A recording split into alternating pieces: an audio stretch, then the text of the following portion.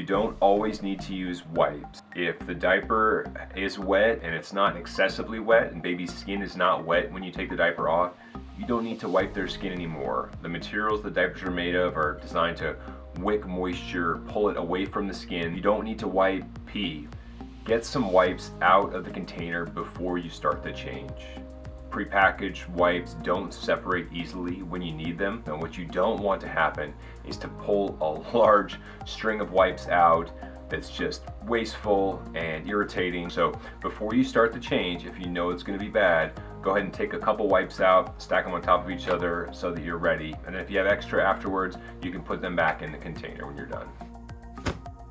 Check the baby before you pick them up. So many times I've gotten the baby out of their crib or pack and play, not thinking to check, and I've felt gross warmth feeling that I think we all know. So before you fully commit to picking the baby up and holding them, check along the back of their outfit and make sure there's no mess there that you need to address either before you pick them up, or maybe you need to modify the way that you hold them and carry them to not spread the mess to themselves or you. Keep a few small toys that the baby can hold on to when you're changing diapers. Something that's easily accessible that you can just hand right to them. A lot of times babies' hands are curious and they'll go all over the place, creating a messy situation for you and them, or they just kind of fight you when you're trying to put their diaper on.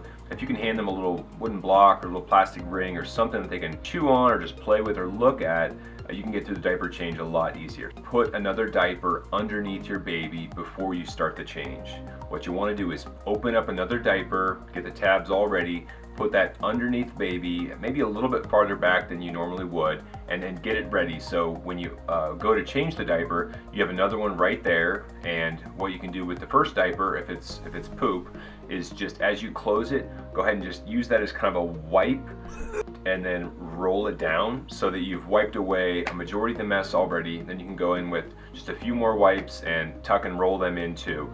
And then just carefully take that diaper out, put it in the bin, flip your new diaper up temporarily while you put that in the bin, holding baby there. This prevents a situation where the baby's gonna pee in that split second where you're don't have them covered, or poop, even worse. So go ahead and put another diaper under there before you make the change. Make eye contact and talk to your baby while you're changing them. The baby is squirming all over the place, trying to roll.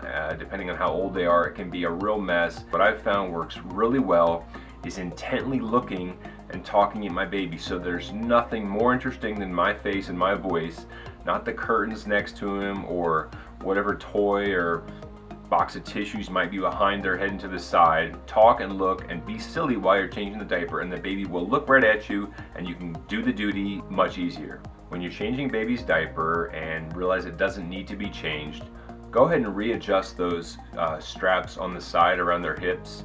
This will kind of make a more comfortable situation and won't cause them to get some loss of circulation in there, and I think they'll just be happier. When you're getting the baby out of the crib or pack and play, almost as soon as they're able to start putting weight on their legs, which is pretty young, lift them up a little bit and let them put some weight on their legs and help you pick them up.